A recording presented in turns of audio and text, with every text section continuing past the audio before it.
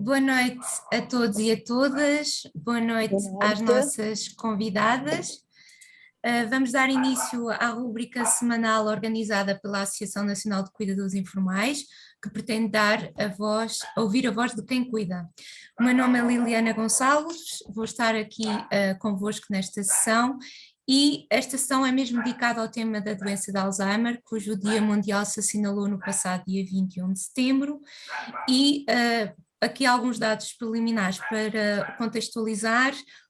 O relatório mais recente, publicado em setembro da Organização Mundial da Saúde, situa que mais de 55 milhões de pessoas vivem em todo o mundo com demência e a previsão é de que aumente em 2030 para 78 milhões e em 2050 para 139 milhões de pessoas. Em Portugal, continuamos a não ter um plano nacional que dê resposta às pessoas com demência e aos seus cuidadores. Até à data não existe um estudo epidemiológico que retrate a real situação em Portugal e sabemos pelos dados do relatório europeu que Portugal é o quarto país com mais casos com demência por cada 1000 habitantes e o número está a aumentar e, portanto, atingirá em 2037 cerca de 322 mil pessoas. A doença de Alzheimer é a mais prevalente, ocupa os 60% a 70% dos casos e esta doença está mais predominante também nas mulheres. Conosco nesta conversa iremos ter com a cuidadora Elizabeth Ferreira, a ex-cuidadora Anabela Lima e teremos a Maria dos Anjos Catapirra, que nos fará aqui também a interligação com o Estatuto do Cuidador Informal. Começando aqui pela Elizabeth, como gostaríamos de que nos falasse um bocadinho deste seu percurso, de como é que se tornou cuidadora, como é que foi o diagnóstico do seu familiar até aos desafios atuais que se mantêm no cuidar. Então, boa noite a todos, aqueles que nos estão a ouvir. Portanto, o meu marido foi diagnosticado com doença de Alzheimer por volta dos 54 anos. Portanto, não foi fácil. Eu fui descobrindo algumas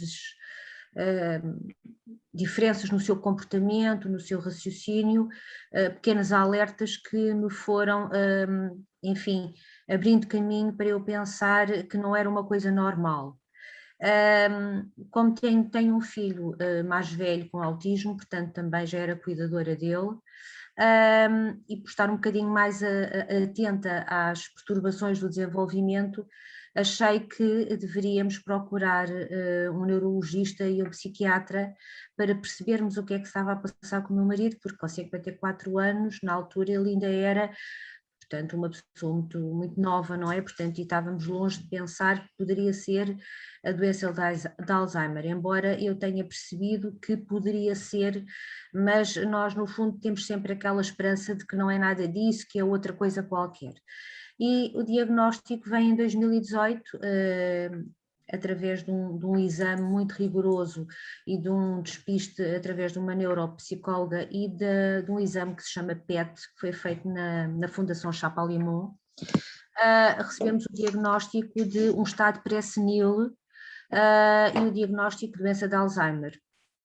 Portanto, depois daí até aos dias de hoje, a doença foi evoluindo de uma maneira exponencial. Portanto, quanto mais cedo se inicia esta demência, ela é mais galopante. E em 2019, 2020, as coisas foram-se complicando ao ponto de o meu marido, ao nível da linguagem, que era uma pessoa bastante culta, portanto com uma fluência muito boa, foi deixando de a ter, ao ponto do discurso ser fragmentado, do discurso não ser um discurso com contexto, com nexo, a não saber ver um relógio, a deixar de conduzir, a perder-se em casa, a sair para a rua sem nós darmos conta disso e a trocar os dias pelas noites. Eu estava a trabalhar, nunca deixei de trabalhar e até hoje portanto mantenho-me a trabalhar, portanto eu sou professora e trabalho muito com a parte intelectual e a concentração, e quando veio a pandemia eu fiquei com os dois em casa, porque entretanto consegui um centro-dia para o meu marido, porque eu não tinha capacidade de resposta para o dia-a-dia. O centro-dia deu alguma resposta até que chegou logo a seguir a pandemia e aí vieram todos para casa. Eu vim para casa trabalhar e, portanto, fiquei com 2 pessoas, uma autista e uma com demência, sem qualquer tipo de retaguarda, porque aquilo que acontecia com o centro de dia era trazer uma refeição a casa e eu, como estava em casa, fazia a refeição para mim, para a minha filha e fazia para o meu marido e para o meu filho, não precisava disso. Eu precisava era que de alguma supervisão de alguém enquanto eu estivesse, portanto, a dar aulas online. Eu isso não tinha. Portanto, as coisas foram muito, muito, muito complicadas. Entretanto, eu procurei o descanso do cuidador, mas disseram-me que eu estava numa lista de espera, portanto, e que não saberiam quando é que viria esse mês para eu descansar. Entretanto, tive que procurar uma residência particular, porque felizmente para a demência e para a geriatria há resposta de residência a pagar, para a deficiência não há, nem a pagar. E consegui, como tenho algum poder de compra, foi possível. E, portanto, há cerca de 1 ano e pouco, consegui que o meu marido fosse para uma residência a tempo inteiro e eu fiquei a cuidar do meu filho, que depende de mim também, porque tem autismo, porque não podia já continuar com 2 pessoas totalmente dependentes. Tenho um pai com 85 anos e uma mãe com 80, portanto também eles já precisavam de alguma retaguarda e sou filha única. Portanto, as coisas complicaram-se muito na pandemia, portanto consegui alguma resposta para o meu marido. Neste momento a doença continua galopante, não controla os esfíncteres, já não me reconhece, portanto consegui depois que ele fosse para a residência onde tinha o centro-dia, que ele já conhecia as pessoas e estes doentes precisam muito estar num espaço que eles já conheçam as pessoas, portanto as mudanças para estes doentes são muito complicadas, e portanto consegui em setembro do ano passado que ele fosse para a IPSS onde tinha estado no centro-dia e portanto a pagar, é evidente, mas consegui. Portanto, é este o meu percurso enquanto cuidadora. Continuo a ser cuidadora, não sei até quando, porque o meu filho é mais novo do que eu, portanto, eu serei cuidadora até ao final da minha vida. Portanto, não sei quem é que vai primeiro, porque o meu marido tem Alzheimer, mas eu amanhã posso morrer, portanto, ninguém sabe. Portanto, isto é uma aventura. A realidade é que eu continuo a ser cuidadora, não já do meu marido, porque ele está numa resposta portanto, de residência, embora todas as consultas e todo o tipo de assistência médica sou eu que a faço. Vou buscá-lo e levo a todas as consultas e tudo aquilo que for necessário fora da residência, até ele ter capacidade de andar, não é? Porque até agora ainda tem essa capacidade.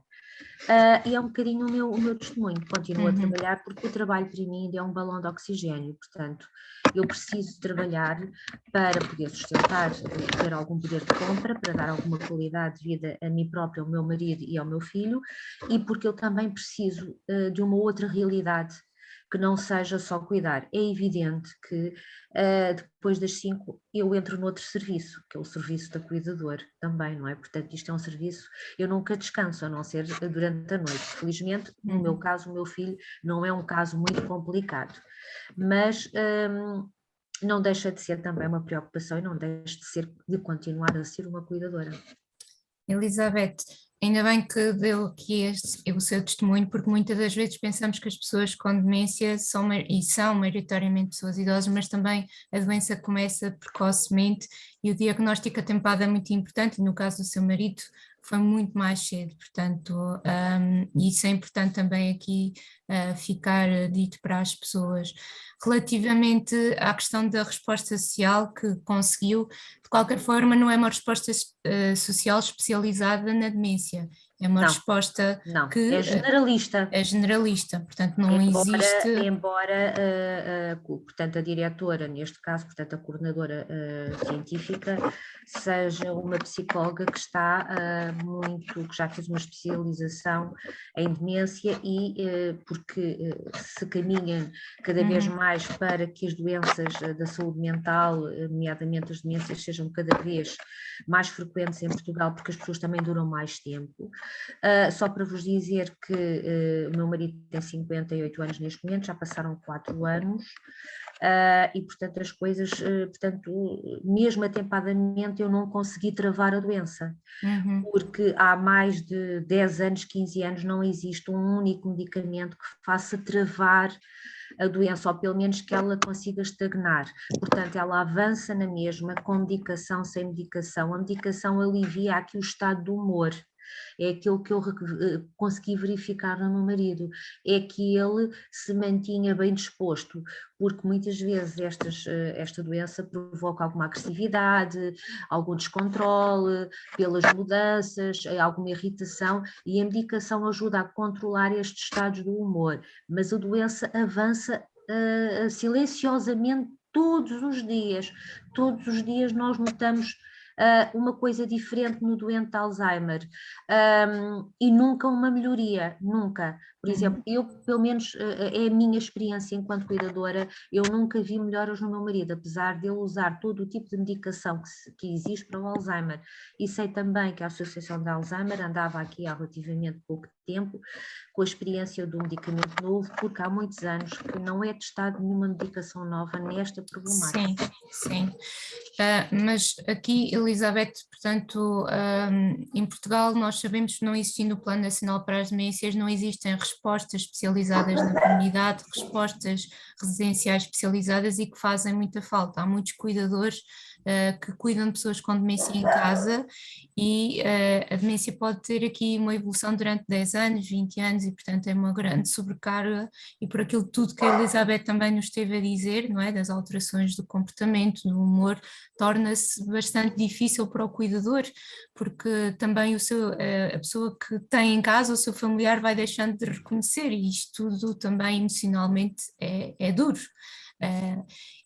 Portanto, nós sabemos que esta doença, há outras obviamente, mas nesta é particularmente uma grande sobrecarga para os cuidadores e como estava a dizer, os serviços de apoio ao domicílio muitas das vezes também não estão adaptados de forma a terem aqui ou terapias ou de estimulação ou momentos também até de ocupação das pessoas que estão doentes para que o cuidador possa descansar. Portanto, no Estatuto do Cuidador Informal está previsto em lei descanso ao cuidador, que a Elizabeth tentou acionar, mas existe a lista de espera e existem encargos que nós também ainda não sabemos quais é que vão estar no Estatuto, mas existem encargos, apesar de, na lei, já estar previsto o direito do descanso ao cuidador, e isto é bastante importante. A Elizabeth falou-nos que, portanto, precisa para se manter aqui em equilíbrio também ter aqui não só o equilíbrio, mas também financeiramente ter o seu trabalho, manter o seu trabalho e que esta decisão, porque tem mais que uma pessoa dependente a cargo, que isto também é comum, teve que tomar aqui uma opção e queria lhe perguntar, a lei como está atualmente para a legislação laboral não lhe traz aqui flexibilidade horária nem outros benefícios para poder conciliar com o cuidar? Não, até porque em relação, para já tenho direito só e exclusivamente às consultas, não é? Portanto, se eu quiser levar o meu marido a uma consulta, eu posso colocar, portanto, no meu trabalho essa licença para me deslocar com o meu marido, portanto, ao hospital a uma consulta. Se me apanhar à hora do almoço, descontam-me o subsídio de alimentação, por exemplo, só para terem uma ideia. Portanto, não me marcam falta, mas descontam-me o subsídio de alimentação. Em relação à deficiência, até aos 12 anos é permitido irmos às consultas sem ter qualquer problema, até trabalhar até 70, portanto, até aos 12 anos ter 2 ou 3 anos a tempo parcial o trabalho, mas a partir dos 12 anos não existe legislação nenhuma, quer para os cuidadores de pessoas com demência, quer para os cuidadores de pessoas com deficiência, ou seja, a partir dos 12 anos já ninguém é deficiente. Portanto, isto o estatuto, e como vocês diziam há relativamente pouco tempo, o estatuto do cuidador informal tem que ter aqui várias ramificações, nomeadamente uma articulação com o Código de Trabalho, porque há muita coisa que tem que ser alterada para quem trabalha. As pessoas têm o direito de optar se querem cuidar a tempo inteiro do seu doente ou se querem manter fazer o seu trabalho, porque apesar de tudo nós temos que ser gente, porque a dada altura nós deixamos de ser gente, deixamos que não somos nada, queremos continuar a trabalhar e que o trabalho nos dê a possibilidade de podermos financiar alguém que cuide durante o tempo em que nós trabalhamos, é bom porque nós precisamos de conviver com as outras pessoas e a pandemia ensinou-nos que o facto de não convivermos com os outros nos fechamos ainda mais. É isso que o cuidador faz a vida toda, é deixar-se anular por completo, é deixar de sair, é deixar de conviver, é deixar de falar com os outros, é deixar de comunicar. Ninguém vive sozinho e portanto, o cuidador sente-se completamente isolado ao não trabalhar, porque não tem outro tipo de possibilidades, porque não tem mais ninguém, não tem sustentabilidade financeira. Muitas vezes quem opta por ficar em casa é, para mim, na minha perspectiva, ainda mais duro, porque vive 100%. Portanto, o doente, porque um doente com Alzheimer ou uma pessoa com deficiência em casa é uma casa doente. É uma casa doente, as nossas casas são casas doentes. E, portanto, se nós não tivermos um lado lúdico, nem que seja o trabalho, porque o trabalho é terapêutico, nós vamos adoecer muito mais rapidamente. Esta é a minha perspectiva. Eu tive essa possibilidade, mas há quem não consiga mesmo. Sim. Elizabeth, eu sei que a Elizabeth vive num conselho de projeto piloto e fazendo o enquadramento com o Estatuto do Cuidador Informal. Quer dar aqui uma informação sobre se conseguiu reconhecimento, se não conseguiu, se foi complicado? Sim, é assim, quando eu tive conhecimento que o meu conselho era um conselho piloto no Estatuto do Cuidador Informal, eu desloquei-me à Segurança Social, porque eu já tive imensos problemas em entrar em contacto com a Segurança Social. Mas, entretanto, há um número que é específico para o cuidador e aí eu tive hipótese de falar telefonicamente e fazer a marcação no meu conselho, e foi atendida, portanto, num gabinete da Segurança Social que os próprios funcionários tinham dificuldade no preenchimento do formulário. Portanto, eles tinham dúvidas, portanto, eles pareciam que não estavam preparados em algumas questões que o formulário levantava. Eu fiz o formulário e, a dada altura, portanto, a senhora da Segurança Social que estava, portanto, me estava a assistir, perguntou-me se eu tomava conta, na altura foi do meu filho, que o meu marido já estava no centro de dia, já estava depois no lar, se eu tomava conta do meu filho. Eu disse sim, tomo conta do meu filho das 5 da tarde às 9 da manhã do dia seguinte, todos os dias, e depois tenho os sábados e os domingos, 24 horas, feriados, férias. Pronto, então é cuidadora, então não é cuidadora, portanto, a tempo inteiro. Se não é cuidadora a tempo inteiro, portanto, não tem direito a subsídio. Isso eu não preciso de subsídio neste momento, porque acho que há outras pessoas que são prioritárias. Mas é assim, o meu filho está 5, 6 horas num espaço, o resto do tempo sou eu que cuido dele. Porque é que eu não tenho direito a ser cuidadora principal? Não posso ser cuidadora principal. Portanto, o meu filho está muito mais tempo comigo do que está no Centro de Atividades Ocupacionais e eu não sou a cuidadora principal.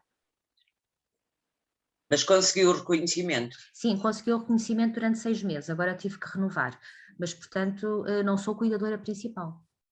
E com esse reconhecimento e por ser um conselho de projeto piloto, notou alguma medida de apoio? Foi implementada alguma medida? Zero.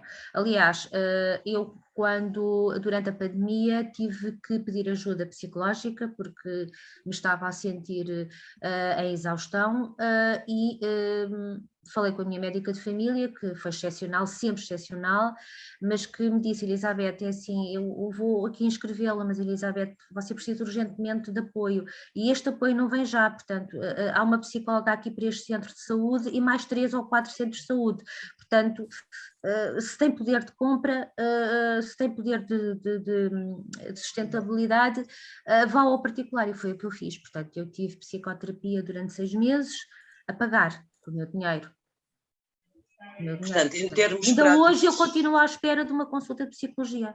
E em termos práticos, o Estatuto do Cuidador Informal para si não trouxe absolutamente nada. Eu continuo com o meu horário de 35 horas, eu continuo, portanto, com os mesmos problemas. Exatamente igual, é só no papel.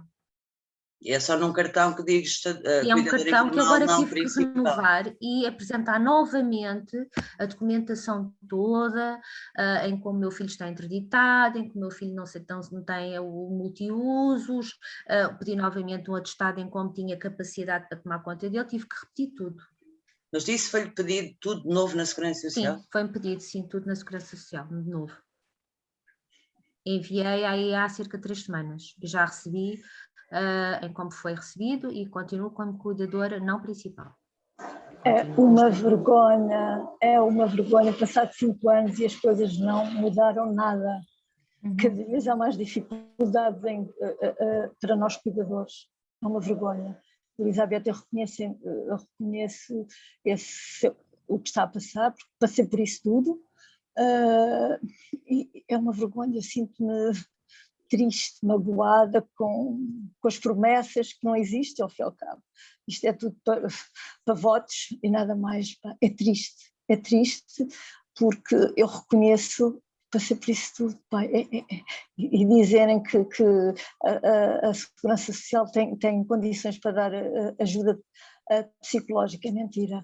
Eles não têm, e a pessoa e a ajuda que dão, eu tive essa ajuda, mas era eu mais psicóloga que a psicóloga que me atendia, dizia pois é, coitadinho, mas tem que seguir em frente, quer dizer, não estão preparados para lidar com esta situação, não estão mesmo, não estão. A Anabela está connosco aqui como ex-cuidadora para nos dar também o seu testemunho, que foi durante muitos anos cuidadora, e nós gostaríamos que nos falasse um bocadinho desse percurso de luta também, porque a Anabela esteve sempre na linha da frente para lutar pelos direitos também dos cuidadores, não só pelos seus direitos, mas também dos outros. E se nos puder falar um bocadinho desse percurso, Anabela, para que... Exatamente como a Elizabeth, ela já descreveu tudo, foi um percurso complicado, a medicação, como ela fala, dura 5 anos, 6, e depois é retirada porque não faz nada. Os médicos aconselham, os neurologistas aconselham a deixar de tomar porque é mais um químico que estão a ingerir e não fazem absolutamente nada. Anabela, o seu marido foi diagnosticado com que idade? Com 60 anos. Tinha 60, mas pronto, já vinha atrás, ele esteve, portanto, eu comecei a notar aos 60 anos, deixou de conhecer as formas e as cores, isolava-se muito, depressão, lá está, a Elizabeth também falou, no médico de família não consegui ajuda, ele disse que tem que sair mais, contei-lhe o meu problema, que o meu marido estava muito isolado, era uma depressão, o melhor é sair, eu estava com ele a passear.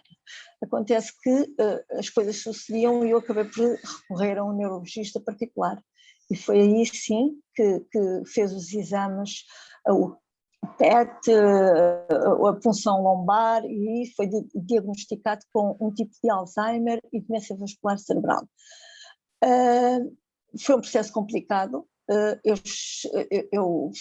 quer dizer, não demorei a aceitar a doença, porque uma pessoa tão ativa, como é que era possível? Caí na exaustão, tal qual como a Elizabeth fala,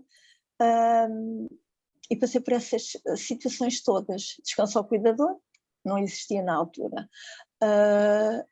Psicólogo, a médica de família mandou-me para o psicólogo, mas não resultou, porque ela não está preparada sequer.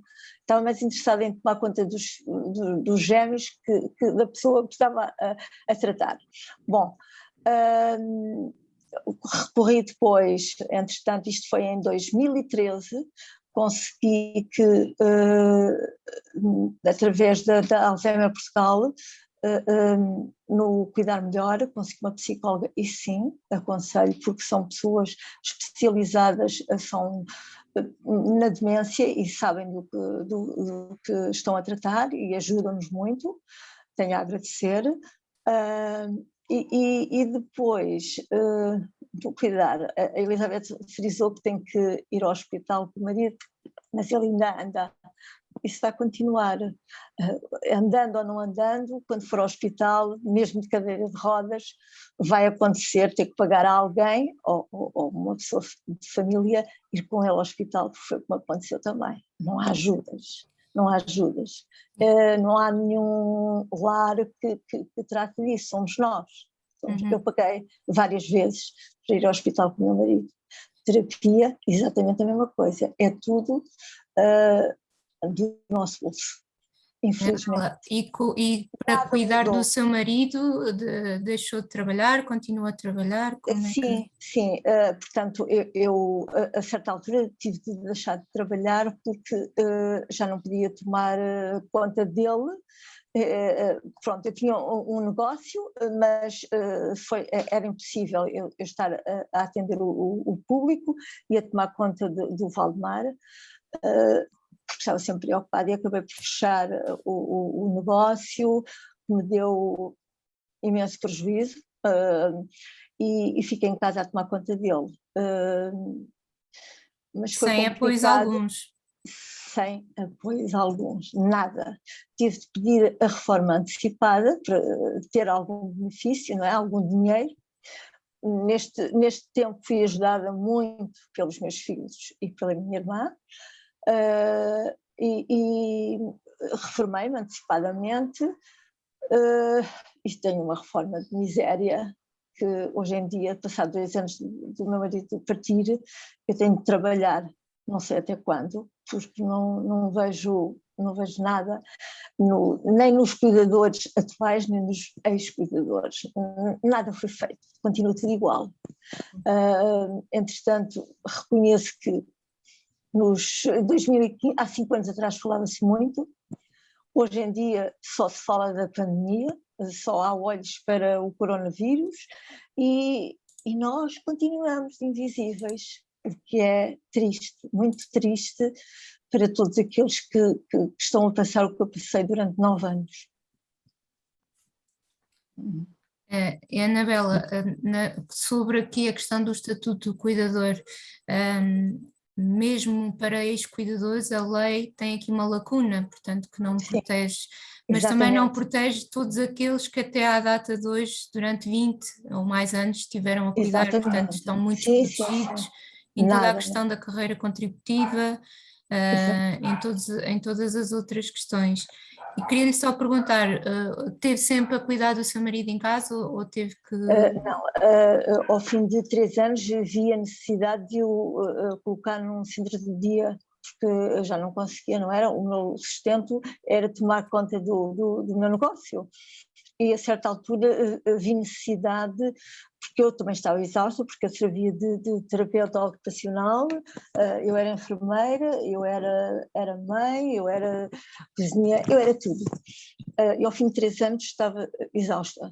E tive de procurar um centro de dia para ele. Portanto, ele estava lá desde as 10 às 4 da tarde, e eu trabalhava nessa altura até que tive mesmo de fechar, porque já não aguentava mais.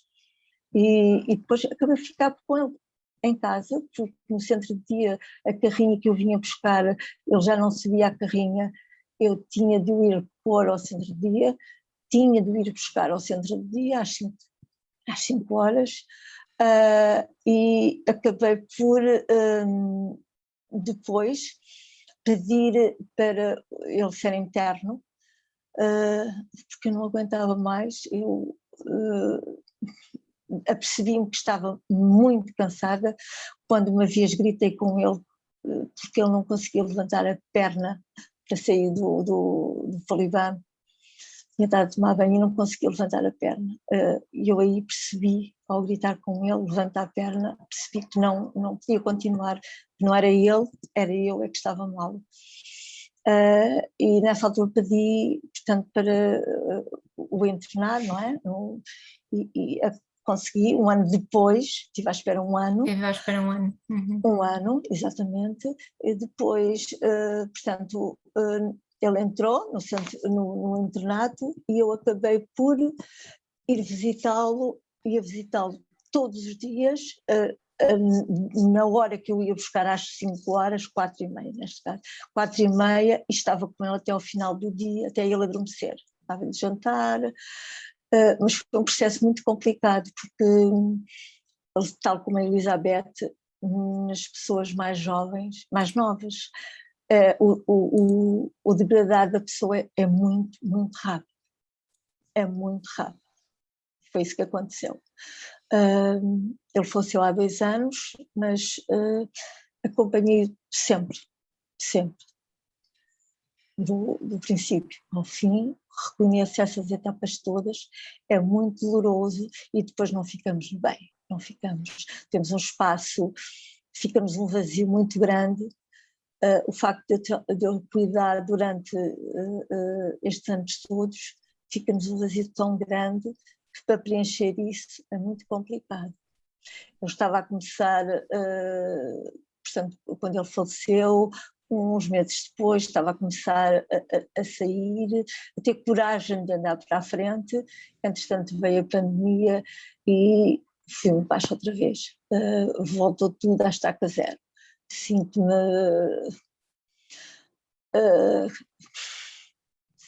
oca por dentro, vazia, e neste momento não tenho apoio nenhum, porque o que me têm dito, portanto, eu entretanto deixei a psicologia, a psicóloga, e agora não tenho vaga. E eu precisava porque os pensamentos são muito negativos, e fica sempre um vazio muito grande que a gente não consegue superar. Eu, pelo menos, não tenho conseguido superar. Cada dia que passa, creio que pior.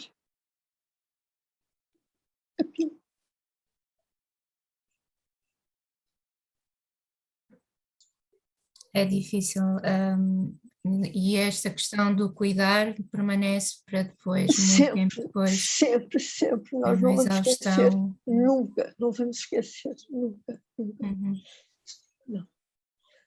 Portanto, a parte disso, sinto-me injustiçada, porque, como pedi a reforma antecipada, não me foi considerado benefício nenhum por cuidar, não é?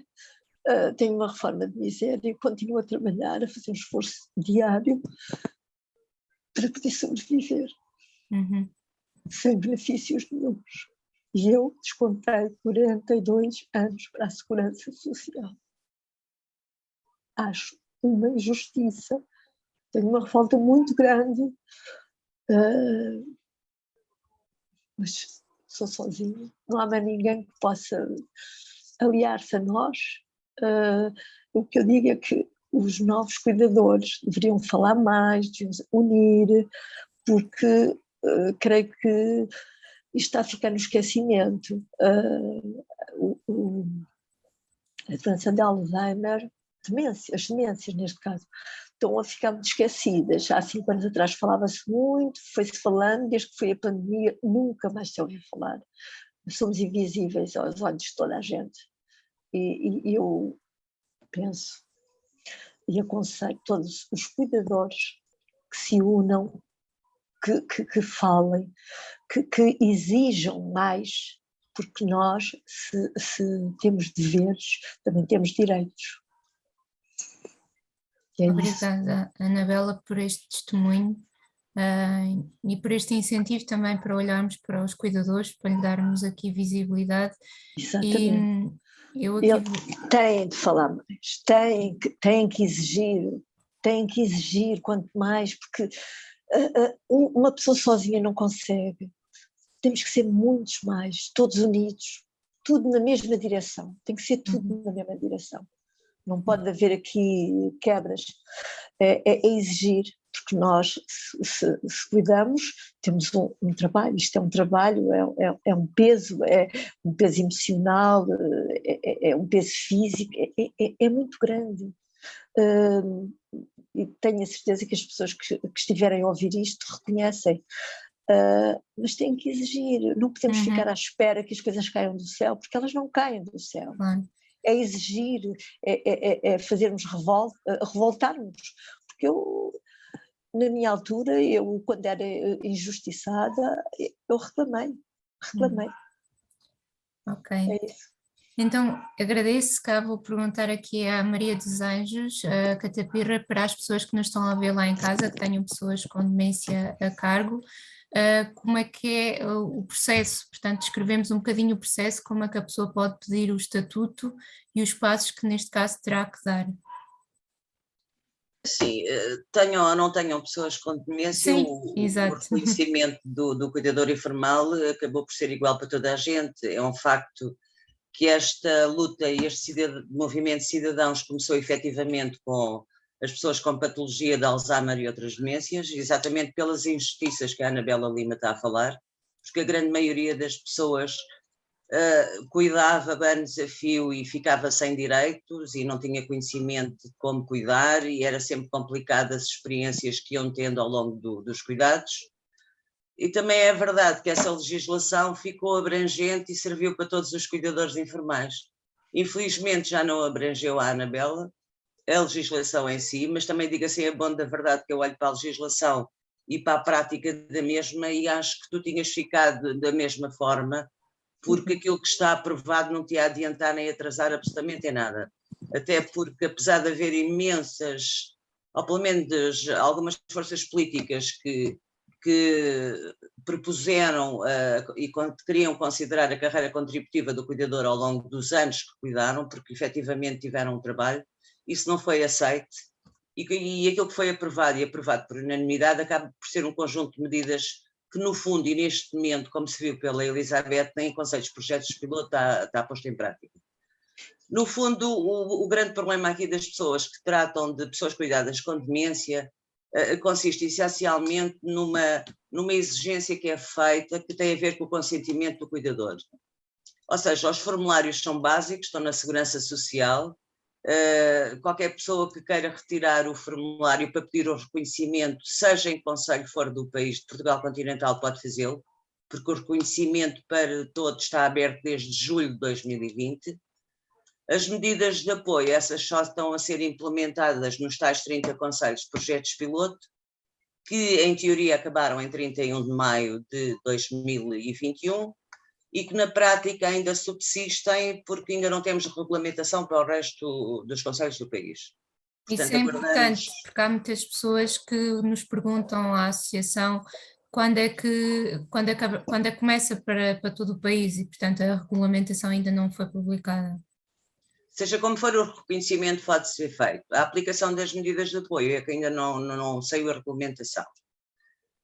O entrave aqui nos cuidadores das pessoas com demências e de uma forma geral de todas as pessoas que têm pessoas cuidadas com problemas cognitivos é que é preciso o consentimento do cuidador para o formulário e para o processo ser entregue na Segurança Social. O que nos acontece no nosso caso é que esse consentimento tem que ser tratado através do Ministério Público pelo maior acompanhado, porque enquanto não houver esses documentos entregues no tribunal, mesmo que seja só o comprovativo da entrega, a Segurança Social não considera o pedido de reconhecimento de cuidador informal.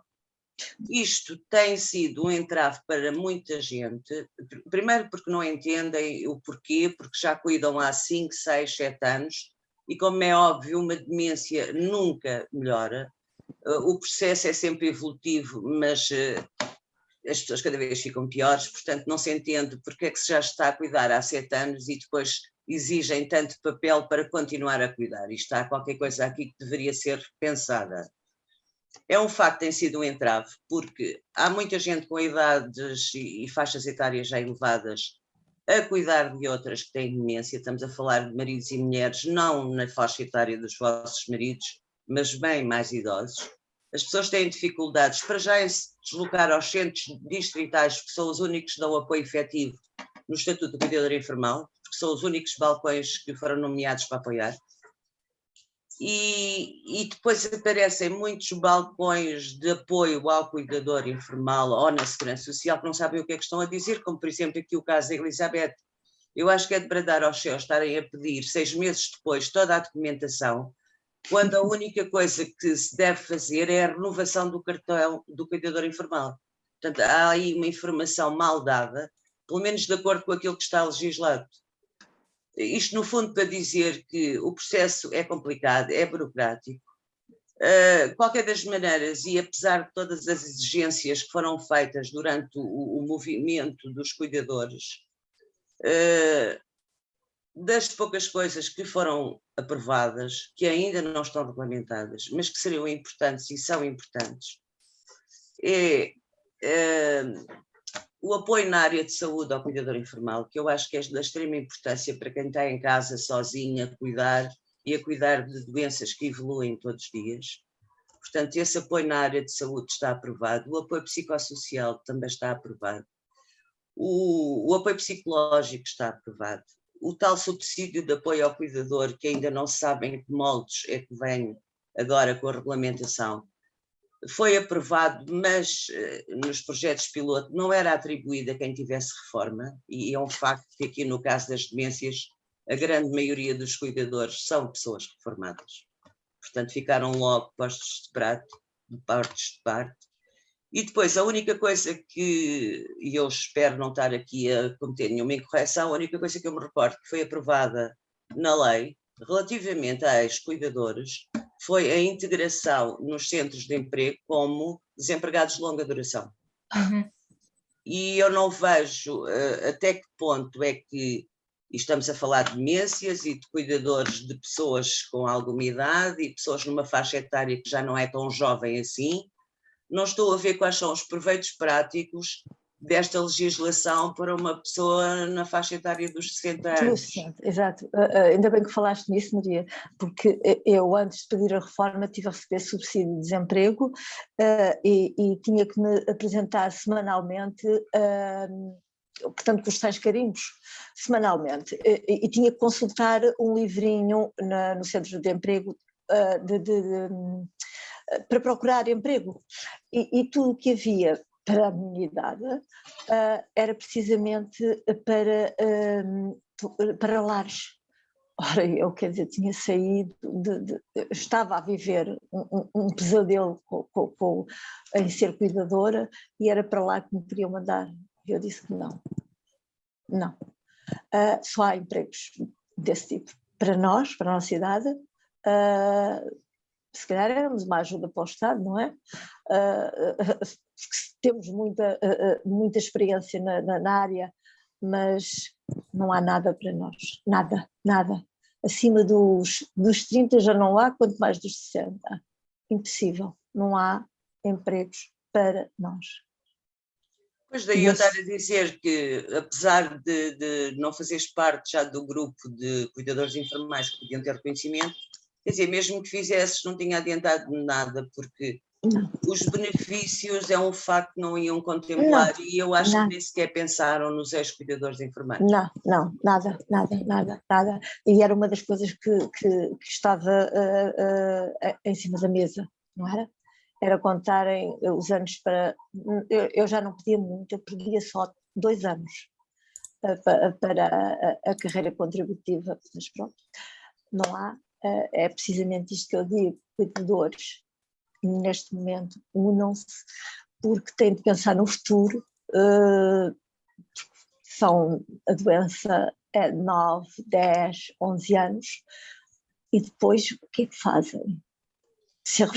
E não nos esqueçamos que há cuidadores informais de jovens, de crianças. Também, exatamente. Que cuidam 20 anos, 30 anos, 40 anos. Exatamente. E essas pessoas estão 40 anos sem poder trabalhar, sem ter descontos e sem ter futuro. Exatamente, é mesmo isso. É que não são só os cuidadores das pessoas com demências, que esse até entram numa faixa etária mais elevada. Portanto, as mães e os pais que tratam, ainda mais, é mais grave ainda, porque passam uma vida inteira a tratar deles, é verdade? E depois, inclusivamente, também não têm futuro para os filhos, porque se acontece alguma coisa, nem sequer sabem o que é que acontece. Pois, exatamente, não há resposta, não há. E mesmo em relação a nós, cuidadores de demências ou ex-cuidadores de demências, é assim, as respostas ao longo destes anos não foram nenhumas. Nada. E mesmo com capacidade de resposta ou capacidade financeira, É assim, nós não temos centros que se adaptem às pessoas com doença de Alzheimer, temos, salvo erro, um ou dois. Não, Sim. exatamente, exato. E um ou dois Eu para conheço- não sei quantos mil. Pois, exatamente. O que é muito difícil é a entrada nesses centros, não é? Eu tive a sorte de ser na minha zona o centro onde o Valdemar deu a entrada, especializado na área, tive essa sorte. Mas reconheço, hoje em dia, há uma lista de espera de muitas centenas. Não pode acontecer isso. Eu na altura procurei aqui na minha zona, na margem sul, e havia em Azeitão um carinho Conforto dos Avós, que é uma residência e centro-dia simultaneamente, que tem uma parceria com a Associação de Alzheimer, e há 3 anos pediam 1.600 euros. Pois. 1.600 euros, fora medicação, fora fraldas, fora tudo isso, 1.600. Medicação, Eu não tinha poder de compra para pagar 1.600 euros, fora outras coisas. Deixava de comer, não posso, não é? Portanto, isto há 3 anos, não é? Quando eu comecei a tentar procurar alguma coisa, o centro de dia em Azeitão, especializado, levava-me 600 euros, mas eu tinha que levar o meu marido e ir buscar o meu marido. Ora, eu tinha que fazer... ir da minha zona até Azeitão de manhã, depois voltar para trás, depois ir para a frente outra vez, depois até para trás, e tinha o meu filho também. Portanto, eu não fazia outra coisa que era andar a transportar uns e outros. E optei por, tive a sorte, centro-dia é mais fácil, porque, há sempre alguma resposta. As residências é mesmo uma questão de sorte. Estamos a falar das pessoas com demência, estamos a falar dos idosos com dificuldades ou já com muitas dificuldades de mobilidade, mas estamos a falar dos outros cuidadores, de pessoas com deficiências, então para esse é um deserto de oportunidades, não há rigorosamente nada, nem a pagar 1.600, nem a pagar 2.000, não existe nada. É verdade. O facto de não termos em Portugal o Plano Nacional para a Demência também não faz com que não exista uma rede pública de serviços e respostas para esta patologia, o que faz com que os cuidadores estejam muitas vezes sozinhos, completamente isolados. E torna-se muito difícil, e portanto quando surgem estes projetos de apoio aos cuidadores, não só apoio ao cuidador, mas também aqui da ocupação da pessoa que necessita, portanto, porque ao fim e ao cabo isto tem que haver aqui uma ocupação para os dois lados, porque senão torna-se completamente impossível muitas vezes em dar resposta. E portanto é de louvar o trabalho que muitos cuidadores fazem em casa e que o Estado não faz, porque estão os cuidadores a ter todo este trabalho, porque são horas de trabalho que são 24 sobre 24 neste caso, e isto torna-se complicado. E eu até posso aqui até dar um exemplo daquilo que eu ainda pensei fazer. Como tinha uma moradia, pensei transformar essa moradia como retaguarda para os meus 2 dependentes. E não gostaria que fosse uma coisa, digamos que ilegal. E então entrei em contato com a Segurança Social e verifiquei que é um processo kafkiano. Porquê? Porque desde eu ter um teto com 2,90 metros de altura, a ter não sei quantos metros para ter um quarto, quer dizer, eu ia gastar um balúrdio para ter meia dúzia de pessoas, a transformar aquela moradia, a pedir empréstimos que, portanto, ficaria na ordem de €500 mil, transformar uma moradia em acessibilidades. Portanto, ainda pensei nessa hipótese, mas depois pensei como é que eu posso pedir €500 mil ao Estado para tornar esta moradia num lar familiar aprovado pela Segurança Social, aprovado pelos bombeiros e aprovado pelo delegado de saúde. Até lá fazia um crédito e depois como é que eu sustentava o dia-a-dia daquilo? Quer dizer, porque, quer dizer, nem há a possibilidade de transformar um espaço que seja agradável, mas minimamente decente, transformar um espaço para 5, 6, 7 pessoas nem isso é essa possibilidade. Mas depois deixam que existam lares há imensos lares por aí fora, fechados, toda a gente sabe que são ilegais, toda a gente sabe que não têm condições nenhumas, toda a gente sabe disso, mas como a Segurança Social não tem resposta, deixa andar. Só quando há tragédias é que se lembram que era E as ilegal. tragédias também se ocultam, porque há muita forma de dizer como é que um idoso morre. Exato. De vez em quando lá. Muitos deles já não conseguem dizer como é que aconteceu. É verdade. Uhum. É verdade. É isso. Da mesma forma que neste processo todo do pedido de reconhecimento de cuidador informal, que é tão importante o consentimento da pessoa cuidada, eu cheguei à conclusão que se quisesse punha a minha mãe amanhã num lar, se tivesse dinheiro, e ninguém me ia pedir o consentimento da minha mãe, e para ser considerada cuidadora informal eu não posso ter o consentimento dela se ela tiver uma demência. Portanto, isto também é do mais ridículo e isto passa-se no nosso dia-a-dia e no nosso país. Apesar de, em teoria, a Segurança Social exigir esses documentos a quem entra num espaço, ou ao consentimento da pessoa, ou o maior acompanhado, todos sabemos que na prática isto não é feito. Portanto, como é que é possível ser mais fácil eu pôr o meu familiar num espaço do que ter o meu próprio reconhecimento como cuidadora dela? Isto não pode continuar a ser. Exatamente. É certo. Eu não tive problemas em relação portanto, na altura não era o atestado de menor acompanhado, não é? Como é? Maior acompanhado, era o atestado Anabela, desculpa lá, tu alguma vez trataste da interdição do teu marido? Sim. Depois dele já estar no lar. Sim. Não. Durante o tempo que ele esteve, portanto, que ele começou a ficar pior, tratei da interdição.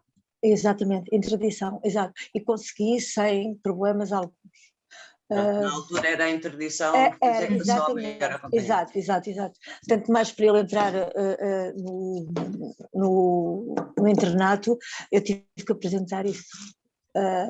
Para mim foi fácil, nesse aspecto foi fácil. Foi através do Ministério Público, um advogado que foi nomeado pela Segurança Social, que portanto, escrevi a dizer que não tinha possibilidades de pagar a um advogado, e foi tudo... fácil, entre aspas, porque tu tiveste que ter um advogado nomeado pela Segurança Social, ele teve tratado a documentação, foi uma facilidade assim complicada. Quer dizer, foi fácil em relação ao que é agora, não é? Agora não é complicado. O problema agora é que eu acho que há falta de conhecimento das pessoas. O processo em si não é tão complicado como isso, porque o processo até pode ser tratado por correio eletrónico com os ministérios públicos. Isto também depende das comarcas, porque há comarcas que funcionam bem, há outras que não funcionam tão bem. Sim. Mas um mail para o Ministério Público vai resolvendo essas situações. A pessoa pede, eles mandam um documento com 15 páginas, sei lá, imensas páginas, tem que ter os atestados multiusos e os relatórios médicos, mas isto tem toda a lógica. O tribunal mandou ele para fazer uma avaliação psicológica. Perícia. Mas sim, isso normalmente mandam quando... Sim. Pronto, e era isso que eu ia dizer, é que o processo neste momento nem sequer é oneroso, só é complicado. Agora, eu acho que esse grau de exigência deveria de ser feito para determinado. Para quem começa agora a ser cuidador informal, para determinadas patologias. Exato. Há outros casos que isso é só burocratizar o sistema, não adianta nem atrás. É isso mesmo. Mas isto é uma opinião. Sim. Pois.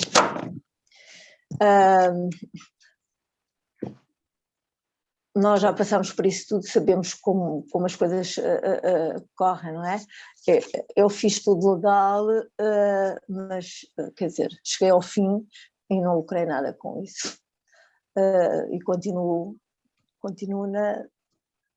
na penumbra, não sou vista, eu e muitos outros, mas eu sinto-me... Agora, sinto-me com força para protestar. Tenho direito a algo, hei de fazer guerra por isso. Quem estiver comigo, vamos nessa. E vamos estar com certeza, temos muito caminho pela frente mesmo. Há muita coisa para fazer, muita coisa para fazer. E isto tudo não esquecendo, é que nós estamos a falar aqui na parte financeira e no facto de não considerarem a carreira contributiva, porque não consideram, estamos a falar nas pessoas que vão deixar de ter vida, não têm reforma, mas depois todos se esquecem da parte psicológica. E é óbvio que uma pessoa que está 10 anos, 8 anos, não interessa, aquele tempo todo dedicada a alguém, quando vem para a rua, entre aspas, já não é igual, já não funciona da mesma forma, tudo assusta, tudo mete medo, e acho que ninguém se lembra sequer de como é que fica um ex-cuidador informal, seja qual for a pessoa cuidada e seja qual for a patologia. Aquilo que mais impressão me faz é ver as mães cuidadoras a perderem um filho. Eu fico doente, eu não faço ideia como é que aquelas senhoras e aqueles senhores vão dar a volta por cima. Eu sei que eles têm que dar porque a vida continua, mas faz-me imensa impressão e ninguém se lembrou, no mínimo, a dar-lhes apoio psicológico, que seria da extrema importância. Mas É verdade. A gente acredita que a legislação um dia muda. Eu acredito. Temos aqui muitos desafios para que quem de direito, se ouvisse estas conversas, poderia aqui retirar ilações também para alterar aqui muitas coisas, quer para os cuidadores, quer para os ex-cuidadores. Só vos queria, a propósito, só mesmo para não estar a ocupar mais tempo, apanhar um bocadinho a talho foi-se aquilo que a Anabela disse, que é o pós-cuidador. As pessoas não têm ideia das marcas que a nível mental é deixado a um ex-cuidador. A perturbação do sono, graus de ansiedade, algumas fobias, e alguma tendência para o isolamento. Exatamente. Estas são aquelas que eu senti e que ainda sinto. Não sei como é que são os outros cuidadores, mas isto acontece comigo, ainda hoje. Toda a razão, Elizabeth, concordo plenamente. É o que eu sinto. E mesmo quando se perde a pessoa cuidada, esses sintomas mantêm-se. É o caso da Anabela claro, e dos outros. Claro. É que as coisas mantêm-se. E eu também, é assim, e o mesmo facto de pôr alguém num lar, que é uma decisão extremamente complicada. Claro.